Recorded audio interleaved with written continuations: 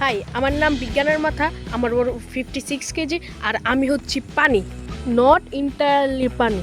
আর আপনি যদি আমার শরীরকে এভাবে ক্রাশ করে চিপে নিতে পারেন, of course it will be painful, but যদি কইরা থাকেন তাহলে জানতে পারবেন যে আমার এই 56 কেজি বডিতে প্রায় 35 কেজি পানি। এর মানে আমি অ্যারাউন্ড 50% শুধু পানি। নট অনলি দ্যাট, আমাকে যদি এইভাবে ক্রাশ করে আপনার তৃপ্তি না আসে, তাহলে আমার ডিএনএগুলো খুইটা বের কইরা যদি আপনি এক সারিতে সাজাতে থাকেন তাহলে একটা দড়ি পাবেন। দড়িটির লম্বা কতটুকু হবে?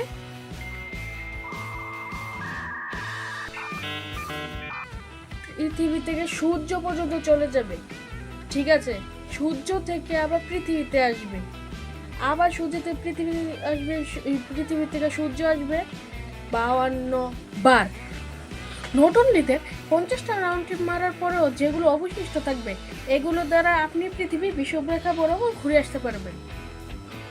একবার না, দুইবার না, 29,000 বারেরও বেশি। আবার এগুলো শুনে আপনার মাথার মধ্যে বাড়িটা বিকজ আপনি কি জানেন ইউনিভার্সের সবচেয়ে কঠিন স্ট্রাকচার আপনার মাথায় বাস করে?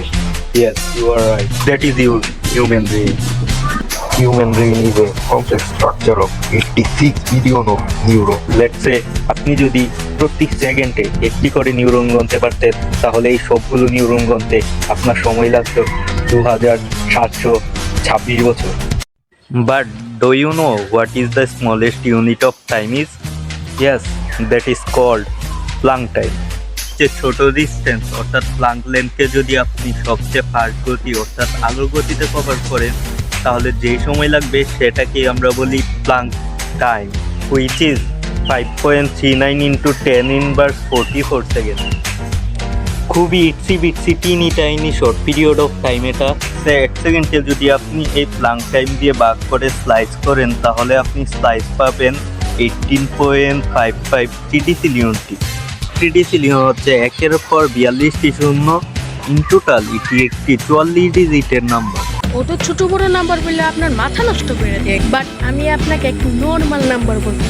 70-80 দশকের সবচেয়ে ইনফ্লুয়েন্সিয়াল সায়েন্স কমিউনিকেটর এবং একজন জনপ্রিয় planetary scientist the one and only Carl সাগেনের ফেভারিট নাম্বার বিলিয়নের কথাই চিন্তা করুন। আপনি যদি খাওয়া দাওয়া সব কিছু ছেড়ে শুধু প্রতি সেকেন্ডে 3টি নাম্বার করে গুনতে থাকেন তাহলে 1 বিলিয়ন পৌঁছাতে সময় লাগবে